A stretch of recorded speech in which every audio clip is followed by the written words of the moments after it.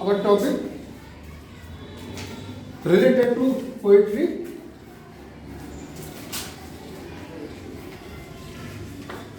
was going on, and we were discussing about the form of the poem, form of the stanza and form of the poem. हमने उसमें आपको कई प्रकार के stanzas के बारे में बताया था, कई प्रकार के पोएम्स के बारे में बताया था. हमने आपको स्पेंसरी स्टेंजा बताया, आपको फ्री वर्स बताया, ब्लैंक वर्स बताया, ओटोवा रीमा बताया, राइम रॉल बताया. आज हम इससे आगे कुछ 2-3 प्रकारों पर चर्चा करेंगे. यह फर्स्ट है, देखिए नेक्स्ट जो टाइप है फॉर्म है वो कहलाता है सोनेट फॉर्म. क्या कहलाता है वो? Sonnet form. और इसमें डबल टी भी होता है, सिंगल टी भी हो जाता है. सोनेट फॉर्म ये क्या है? It's a poem of 14 lines. कितनी लाइन होती है इसमें? Poem of 14 lines. और 14 लाइन्स कैसे होते हैं? Poem of 14 lines in iambic pentameter. 40 lines है iambic pentameter. अब देखिए थोड़ा सा if we go into some detail, then I will tell you something more about the sonnet. There are 2 types of sonnets. One type called Petrarchan sonnet, and second type called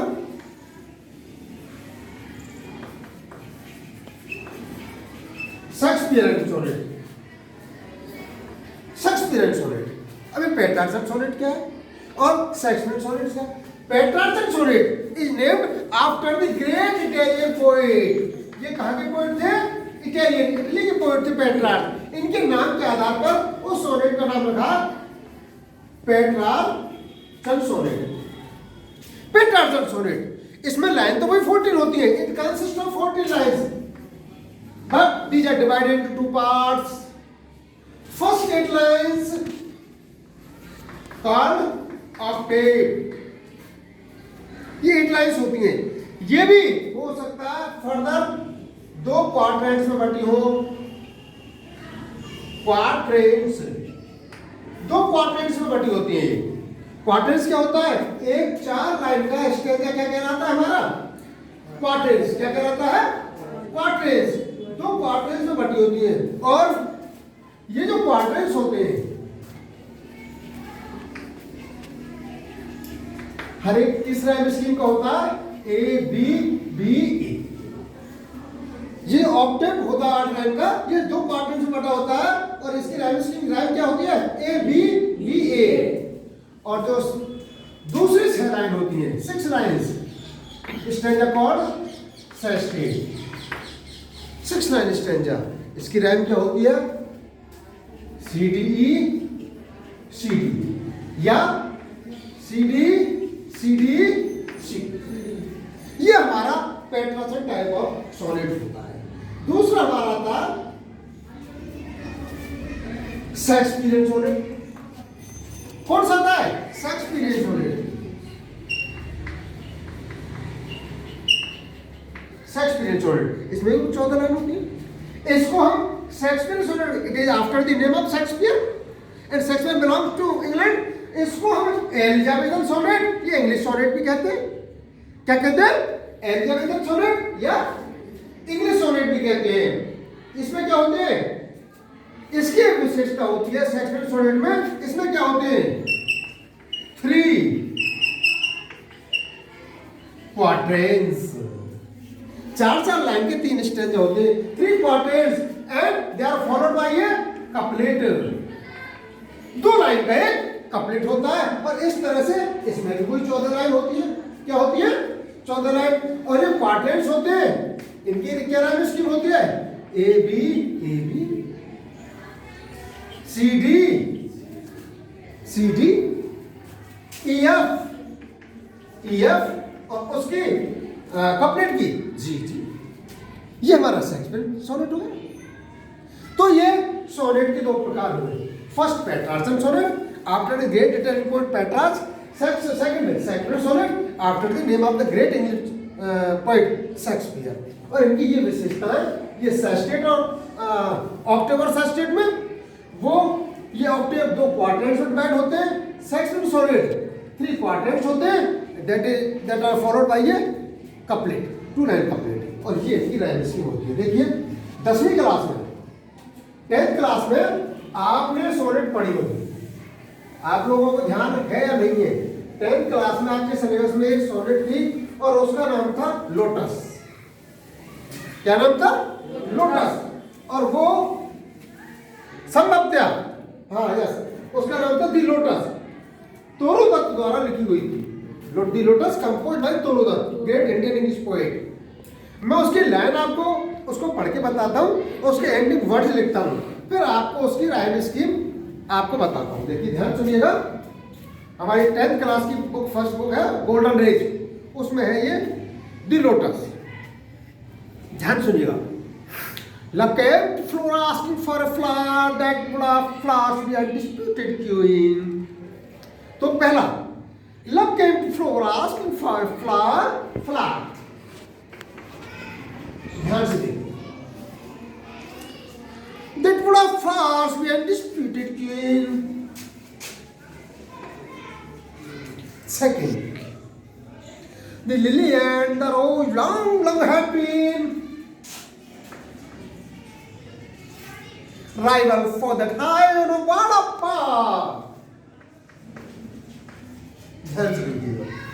First quatrains. 8-line octave, it is divided into 2 quatrains. First quatrains, flower, bean और flower part हुआ। अब देखिए तो 6, 7, 8 line. Had Sandhya came, the rose can never turn. Now, like the pale lily with her Junobin,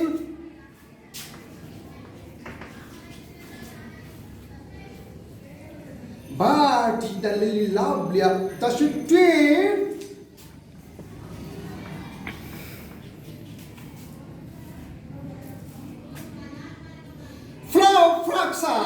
Flower fractions rank style in psychic bow. आप जरा ध्यान से देखिए, पाव, टाप, a, bean, mean, be, between be and bar. आया समझ में? हाँ? अब देखिए सस्टेट देखिए, ऑक्टेव हमारा पूरा हुआ ऑक्टेव का, 2 डिवाइडेड इनटू 2 क्वाड्रेंट्स। अब देखिए हमारा सस्टेट देखिए,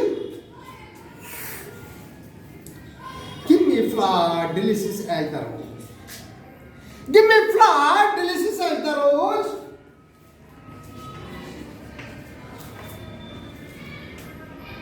and stately as the lily in her pride.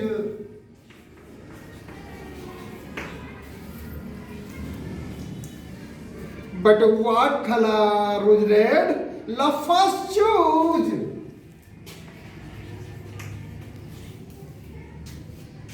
Then prayed, no, lily white or both provide.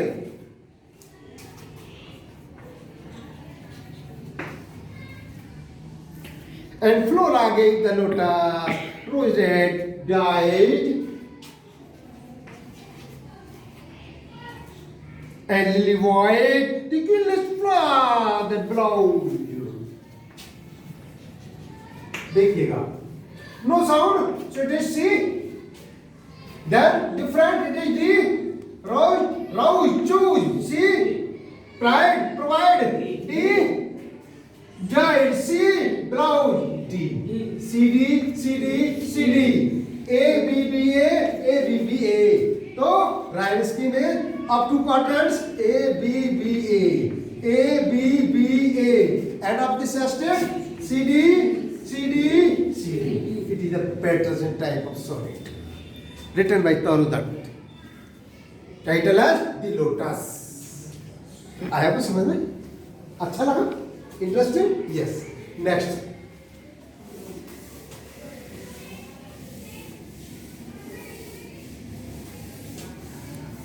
Next देखते हैं हम, ये हमारा हुआ सोनेट। अब हम बात करते हैं इसके अलावा देखिए इंग्लिश सोनेट में आपने एक कवि का नाम सुना होगा, John Keats.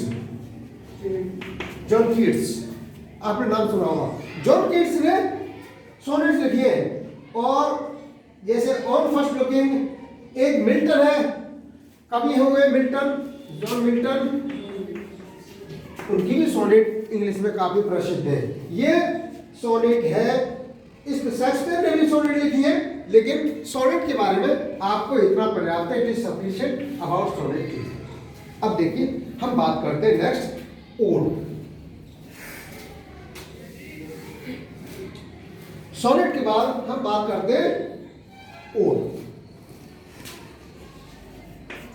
Next form ode. What is an ode? Ode is an ancient lyric form. What is it? It is an ancient lyric form. इसमें भी देखिए दो पोइट हुए हैं ग्रेट। फर्स्ट पोइट हुए ग्रीक पोइट, ग्रीक पोइट, उनका नाम है पिंडार। 5th सेंचुरी बीसी की हुए संभवतः, most probably Pindar. And second हुए लेटिन पोइट, उनका नाम है होरेश। ये बहुत महान पोएट हुए, Pindar and Horace. Pindar from Greek, Horace from Latin. इन्होंने ओड लिखी है। ओड ये एंशिएंट लिरिक फॉर्म है। अब देखिए इनकी जो ओड्स हैं, ये जो पिंडार्स की ओड्स हैं, Pindar's odes were devoted to great athletes. किसका प्रशंसा में लिखी गई थी? In the praise of, in the praise of, या public praise, या public praise of athletes। जो खिलाड़ी थे, जो जीतते थे, उनकी प्रशंसा में ये ओड्स लिखी थी। किसने लिखी थी? पिंडार्स ने। किसने लिखी थी? पिंडार्स ने। ये क्या है? इनकी लेंथ डिफरेंट होती थी और इनके 3 स्टेप होते थे। इनमें कितने स्टेप होते थे पिंडार में? 3 step. First stroke, second anti stroke and third इपोड। They have 3 movements, 3 parts, 3 part, stroke, anti stroke and इपोड। और ये किसके कॉरेस्पॉन्डेंस होते थे? These parts were correspondent with the dancing movements। जैसे नृत्य होता था गीतों के ऊपर, तो जिस तरह नृत्य की भाव भंगिमा बदलती थी और स्टेप बदलते थे, वैसे ही उन्हीं के साथ स्ट्रोक, एंड स्ट्रोक और इपोड ये पार्ट होते थे इनके ओड्स के। इसी तरह लेटर का भी थे होरेस, ठीक है ना। होरेस की जो ओड्स है, जो लेटर कवि है, इनकी ओड्स की विशेषता थी, ये केवल रिफ्लेक्टिव ओड्स लिखते थे। किस तरह के ओड्स लिखते थे? रिफ्लेक्टिव ओड्स लिखते थे। और इंग्लिश में देखिए, ये तो एंशिएंट और लेटर की बात हुई। When we talk about the English odes, तो इंग्लिश ओड्स, कीट्स का नाम आपने सुना होगा, जॉन कीट्स। जॉन कीट्स के बहुत ही अच्छे great odes, I would like to tell you about them. एक है ode on a Grecian army, ode on a Grecian army. और दूसरा मुझे याद आ रहा है, ऑड टू ए नाइटिंगेल, और टू नाइटिंगेल। ये दो ग्रेट ओड्स के नाम मुझे ध्यान आ रहे हैं। पहला ओड ऑन ग्रेशियन और ऑड टू ए नाइटिंगेल। ये क्या है? आपने क्या उनके नाम सुने कभी? नहीं सुने। ये क्या होती है? जो इंग्लिश ओड्स हैं, English odes are the addresses to great or abstract things. क्या English words? English words are, क्या बताया मैंने? यस, ये क्या है? एड्रेस है, किसके लिए? These are the address of the great persons और ग्रेट थिंग्स। महान व्यक्ति या कुछ महान चीज होती है, उसके लिए एड्रेस है, उनकी प्रशंसा में, उनके बारे में इन ओड्स में कहा गया है। जैसे ये ओड है कीट्स का, ओड ऑन ग्रेशियनर। इसमें क्या होता है? प्राचीन बर्तन होता है चीनी मिट्टी का, वो कहीं खुदाई में निकलता है, जहां तक मुझे ध्यान आ रहा है। उस पर एक बहुत there is a beautiful painting on that earth means poem, pot. There is a great beautiful painting on that earth, and Keats described that painting, how the figures painted on that painting works, or they try to accompany, try to find out. Beautifully Keats described that painting. It is an ode on aggression. और इसी तरह और to a Nightingale. Nightingale पक्षी का नाम है। पक्षी जैसे हमारे कोयल मीठा गाना गाती है ना, ऐसे पक्षी पेड़ पर बैठता है और गाता, कभी उसके नीचे बैठा हुआ है और फिर सोचता है। मुझे एक स्ट्रेंजर याद आ रहा, मुझे पता नहीं वो इन्हीं में से है या नहीं है कि we look before and after and find for what is not, our sensations are those tells us satisfied. ये संभवतः, शायद, मुझे नहीं पता, ये शायद कीट्स का है या शैली का, मुझे ध्यान नहीं है, लेकिन मुझे ध्यान आ रहा संभवतः इन्हीं में से है, शायद नाइटिंगेल में से हो सकता है। तो ये हमारे इंग्लिश कोर्स है। अब देखिए नेक्स्ट, हमारा ओड हो गया हमारा। अब आता है हमारा बेलार्ड। नेक्स्ट फॉर्म क्या है? क्या कहते हैं इसे? बेलार्ड। इंग्लिश बेलार्ड आपने सुना है? ये क्या होता है? Ballard is a fox,